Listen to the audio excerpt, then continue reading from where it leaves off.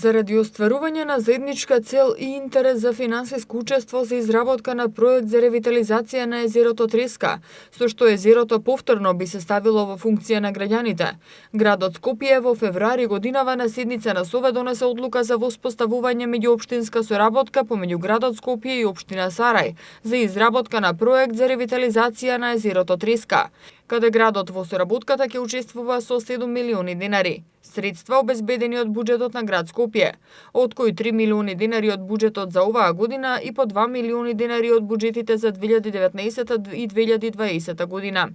Овие 3 милиони динари, кои се префрлени од буџетот на градот на буџетот на општина Сарај, која во моментов управува со спортско-рекреативниот центар Треска, се однесуваат на изработка на студија која ќе овозможи градот и општината да изнајдат оптимално решение за негова целосна ревитализација. Градоначалникот на град Скопје Петре Шелегов рече дека е во тек постапка за изработка на студија и очекува дека во најбрз можен рок ќе биде доставена до јавноста на увид. Градоначалникот на општина Сарај Блерин Беџети истакна дека паралелно се работи и на физибилити студија и на делот на донесување урбанистички план, а за следната година најави дека ќе имаат поконкретни резултати, со оглед на тоа што се чекаат одобренија од повеќе институции. Спортско-рекреативниот центар Треска е изграден од 1978 година со средства од самопридонес на тогашните граѓани на Скопје. Инаку езерото се протага на површина од 136.000 метри квадратни, длабоко е од 1,6 до 3 метри